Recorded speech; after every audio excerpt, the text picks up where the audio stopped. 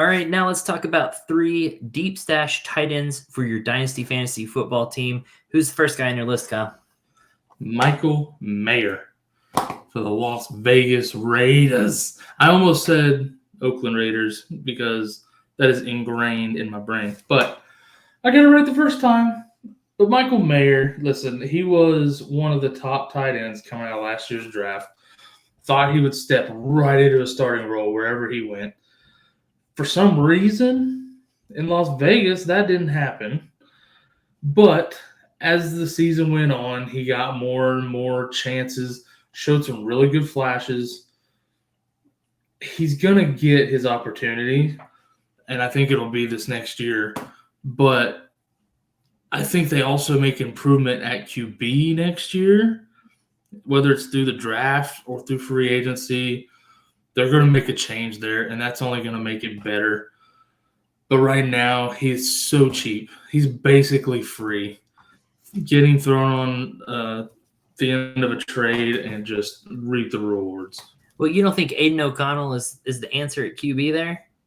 No, I do not. All right. There have been rumors of them pursuing Justin Fields, so we don't know what's going on in that realm of things. Chicago apparently doesn't know either.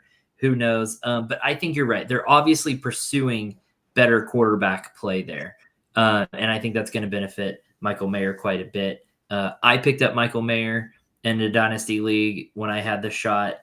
Like you said, highly touted, probably going to be really good. Just has to get in the right situation, has to get the right quarterback. So I agree. I think he showed some flashes this next year that he gets that sophomore year bump and goes ahead with it. So I like him going forward. And like you said, dirt cheap. I love that. Cheap, yeah. Yep. All righty. Who's your second tight end? Second guy's also dirt cheap. I literally picked him up off of waivers in one of my Dynasty leagues, my 10-teamers. Jelani Woods. 4% rostered. 4% rostered sleeper right now. Literally showed some flashes in 2022 while he was splitting with 3 other guys, Mo Alley Cox, and I'm blanking on the other guy's name right now because I've slept since then. But literally was showing flashes. The guy is a literal giant. Okay, this guy is 6'7", 253 pounds. You know how big that is? That's enormous. All right, you got an NBA player out here playing tight end for the Colts. Now, this is pre-draft. They may or may not address it in the draft or free agency or any of that. But if he starts the year as the starter and he's fully healthy from all of last year's ails, this guy could be an absolute monster for this offense. And he is, again, free. Oh, yeah. I mean, he sat out the entire season, right? Yeah.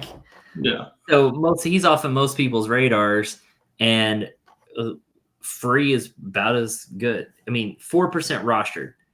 So go grab him. And it says 1% started, so I don't know what idiots put him in their starting lineup while he was on injured reserve, but whatever. Anyways. No, worst case scenario, they draft or bring in somebody else or he gets injured again and you just drop him again or whatever, or he didn't cost you anything in these trades. Yeah. So it's worth it. The kid's got talent. He's a huge target. He's only 25 years old. Love that. Like, give him a chance, man. Give him a chance. Might as well. All righty. Who is your third one? Mr. Cade Otton. All right. Now, this kid was pretty good all season, playing with Baker Mayfield and the Bucs. Fun fact, in college, Baker Mayfield threw to Mark Andrews a lot. A lot. And as we saw towards the end of the season, and especially in the playoffs, Baker was targeting Cade Otton mercilessly. Just peppering him with targets. He had double-digit targets in both of those games. Like, it's in the playoff games. It's ridiculous.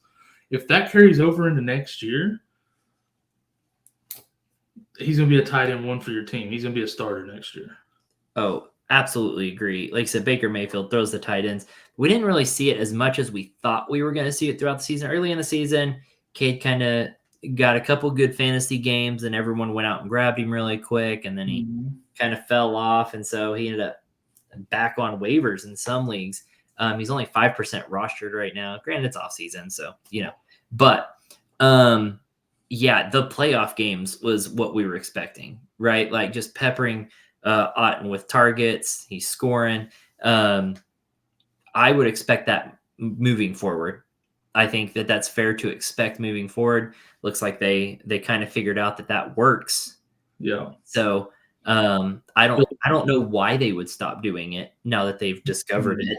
So yeah, I like that. And again, luckily those stats don't show up too much when you're looking. Those playoff games don't show up in fantasy football apps when you're looking. So and they don't account toward like Cade Otton's number 20 tight end finish, right? So people are looking at him going, okay, but if you're watching this video, Cade Otton had huge actual playoffs, right? So take advantage of that knowledge and snag this guy if you can.